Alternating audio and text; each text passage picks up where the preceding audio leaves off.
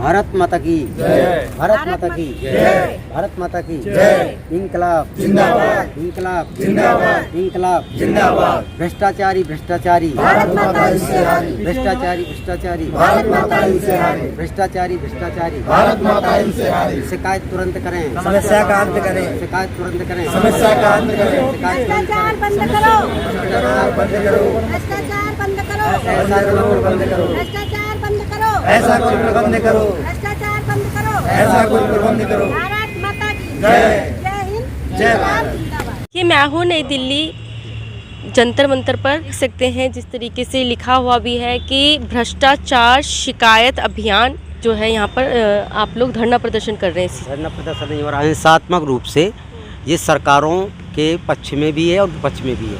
हम पूरी तरह से शोषितों, वंचितों, गरीबों, दीन दुखियों और कानून के दायरे में जो भ्रष्टाचार से पीड़ित हैं उनके लिए आवाज़ उठाने आए हैं।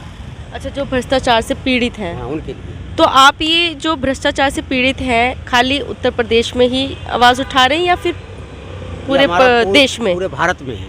भारत के कोने कोनों में, गलियों में, सड़कों में, महानगरों में, जहाँ भी भ्रष्टाचारी हमें मिलता है, या 1 है, 2 है, 10 है, 20 है, जितने भी हैं, छोटा है, बड़ा है, अमीर है, पीड़ित हो, हम उसके लिए आवाज़ उठाते हैं।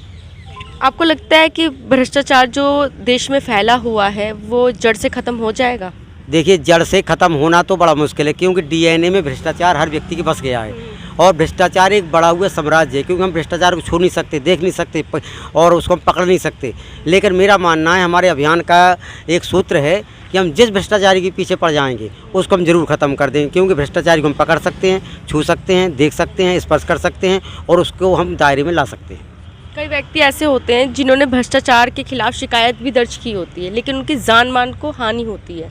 हम जान मान हानि में तो हम भी इस बात को मानते हैं, क्योंकि जब हम लोग आज के युग में इंसान पड़ोस से बुराई नहीं करता, हम तो इन काले नागों को, इन दबंगों, गुंडों, अपराधियों, भ्रष्ट नेताओं, राजनेताओं, अधिकारियों और कई तरह के ऐसे गलत लोगों के खिलाफ लड़ रहे हैं। वास्तव में जान माल का खतरा था, इसलिए इस अभियान की जांच माननीय राष्ट्रपति से लेकर और नीचे एसओ तक कराई जा चुकी है और माननीय जज साहब ने, माननीय पुलिस अधीक्षक जी ने, डीआईजी ने और तहसीलदार जी ने सब ने लिखित दिया है और हम लोगों को शासन प्रशासन का पूर्ण सहयोग मिला है और उसी के दायरे में हम उनको धन्यवाद करते हैं। और खतरा तो इंदिरा गांधी जी को भी था, राजीव गांधी को भी था और खतरा तो सबको है ना, लेकिन फिर भी हम लोगों में जुनून है। भारत माता की जय के साथ, सत्यमेव जयते के साथ हम लोग लगातार लड़ते जा रहे हैं और जान माल का खतरा कब होता है, क्या होता है, नहीं होता, ये नहीं जानते। हम तो गरीबों और पीड़ितों के लिए खड़े हो गए हैं। लेकिन आपके पास कैसे संपर्क करेंगे लोग जिन्हें शिकायत दर्ज करनी होगी? संपर्क इसलिए करेंगे कि अभी तो हम लोग ये अपने पर्चे बांटे, हमने जगह जगह 10 लाख पर्चे सुपर मैडम बांटे और इसमें नंबर, और यदि कोई जानना चाहे तो फेसबुक में महेश कुमार सोनी नाम से, डॉक्टर श्रद्धा चौरसिया जी के नाम से, और अभी हम लोग वेबसाइट लॉन्च करेंगे और हम लोग जितने भी सोशल मीडिया है, प्रिंट मीडिया है, जहाँ जहाँ तक हमें मदद मिलेगी या स्वयं अपने सेल्फ हेल्पर के रूप में हम जनता तक पहुँचेंगे। जैसे हमने अभी खरेला कस्बा खरेला जिला महोबा से 11 या 13 जिला पार करते हुए गांव-गांव गए, कस्बों में गए, हम पुरवों में गए, महानगरों में गए और हमने पैदल यात्रा निकाली, लोगों को हमने जगाया। यही हमारा उद्देश्य है। इसी तरह से अभी हम पूरे देश में कई बार हम लोग यात्रा निकालेंगे, कॉलेजों में जाएंगे और सड़कों में जाएंगे, बाज़ारों में जाएंगे, प्रदर्शनियाँ लगवाएंगे और जितने भी तरह की शिकायत करने के ढंग हैं, शासन प्रशासन को हम मजबूर करके, विवश करके लोगों को न्याय दिलवाएंगे।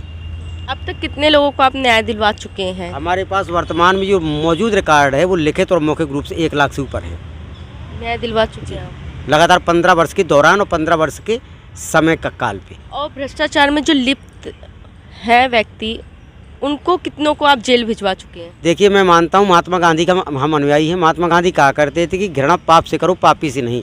अगर भ्रष्टाचारी व्यक्ति अगर हमारी बातों में, हमारी लिखा पढ़ी में, अगर हमारे महुवर में वो काला नांग भी अगर नाचने लगता है, अगर सही हो जाता है तो हम उसको एक बार मौका देते हैं और उसको हम कहते हैं कि देखिए वो भी हमारा भटका हुआ भाई है, हमें एक बार उसको मौका देना चाहिए। इसलिए उन लोगों को हमने जेल जाने की तुलना में उस व्यक्ति को सुधारा है और उनके माध्यम से गरीबों को न्याय दिलाया। फिर भी अगर ऐसा कभी लगा है तो कम से कम हम लोगों ने ऐसे लोगों को सैकड़ों की संख्या में कुछ लोगों को जेल भेजा है और वो उनका केस भी चल रहा है। कहाँ? उत्तर प्रदेश में? उत्तर प्रदेश में, कुछ दतिया में चल रहा है और कुछ लोगों का झांसी में चल रहा है। इस तरह से अभी आप लोग क्या प्लानिंग है आप लोगों की इसको लेकर के? है कि यहाँ भ्रष्टाचार शिकायत अभियान के बैनर तले इस जंतर मंतर में हम लोग माननीय शासन प्रशासन के सहयोग, समर्थन, सुरक्षा और निगरानी तथा हमने 141 141 प्रतिष्ठानों को लिख करके दिया था और वही प्रतिष्ठानों के दायरे में हम लोग यहाँ जंतर मंतर आए हैं। और हमारा ये पड़ाव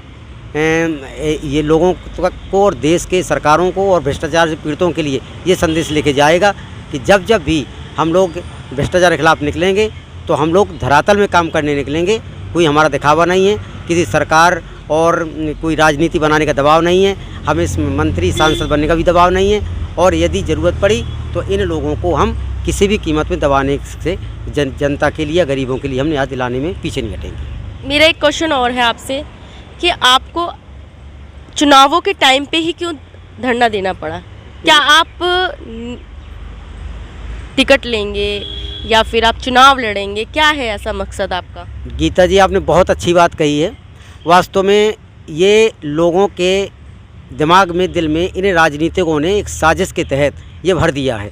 और चूँकि मैं आपको बताना चाहता हूँ, चुनाव तो अभी होने जा रहे हैं। चुनाव 5 साल पहले भी हुए थे, बाद भी हुए और आगे भी होंगे। लेकिन मैं आपको बता चुका हूँ कि ये अभियान हमारा 15 वर्ष से लगातार चल रहा है और इसकी लिखित जांच है, डेट वाइज सब आपके सामने स्कैनर है और आप देख सकते हैं। तो ये हमारा कोई राजनीतिक नहीं है, कोई धार्मिक नहीं है, कोई जाति विशेष का नहीं है, कोई व्यक्ति विशेष का नहीं है। ये राष्ट्रहित, जनहित, जन जागरण, जन कल्याण के लिए कानून के दायरे में है। और ये पूरी तरह से सरकार आए, चुनाव हों या ना हो, मीडिया क्या करती है, कोर्ट क्या करती है, सरकारें क्या करती हैं, लोग क्या करते हैं, ये हमारा पूर्ण तरह से जनहित के लिए है। उत्तर प्रदेश महिला से हैं आप, कितने लोगों को उत्तर प्रदेश में आप अभी तक जेल भिजवा चुके हैं? मैं आपको बार बार बता चुका हूँ कि हम उत्तर प्रदेश की बात कर रहे हैं। मैं वही उत्तर दूंगा। मैं आपको बार बार बता चुका हूँ कि हमारा उद्देश्य गरीबों पीड़ितों को न्याय दिलाना है। यदि भ्रष्टाचारी भी न्याय दे करके सही हो जाता है तो हम उनको माफ़ कर देते हैं और 1 बार 2 बार 3 बार वार्निंग भी देते हैं, क्योंकि वो भी हमारा भटका हुआ भाई है।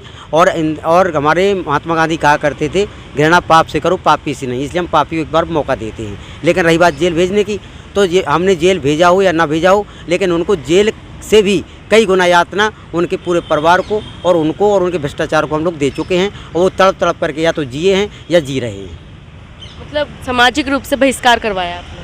समाज रूप से कराया और शासन प्रशासन का हमने वर्तमान का और भविष्य का भय भी कराया।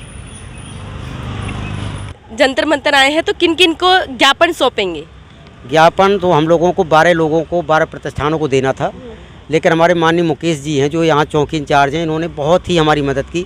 जब हम लोग उत्तर प्रदेश से प्रवेश कर रहे थे तो एक हमारे धर्मेंद्र जी हैं, उन्होंने हमें रोक लिया। लेकिन हमारा पूरी तरह लिखित था और लिखित होने के बावजूद भी हम लोगों ने अपनी पूरी मदद की और आपके मुकेश जी ने बहुत मदद की और हमें यहाँ तक ले आए। आज आप किने ज्ञापन बता रहा हूँ, तो आज हम मुकेश जी के माध्यम से माननीय मुख्य न्यायाधीश जी को, सुप्रीम कोर्ट को, माननीय प्रधानमंत्री जी को, माननीय केंद्रीय गृह मंत्री जी को और माननीय राष्ट्रपति जी को मुकेश जी के माध्यम से ज्ञापन सौंपेंगे। के मुद्दों पर ही आधारित है, पूरा एक भी पॉलिटिकल एंट्री नहीं है इसमें। सारे जनहित के मुद्दे जो हम लोग 11 जिलों से देखते हुए आए हैं, जो लोगों की शिकायतें हैं, उनके निराकरण की बातें इसमें लिखी हुई है। और उसके लिए हम लोग कह रहे हैं कि इन पे जल्द से जल्द एक्शन लेके इस व्यवस्था को सुधारा जाए। और बकाया जो हमारे पास और भी हैं, वो राष्ट्रीय अनुसूचित जाति आयोग, राष्ट्रीय मानवाधिकार आयोग, CBI, CBC और आपका राष्ट्रीय पिछड़ा वर्ग आयोग और आपके अन्य प्रतिष्ठान हैं, जो अभी हम उसका माध्यम ढूंढेंगे कि किस माध्यम से जाएंगे। ठीक।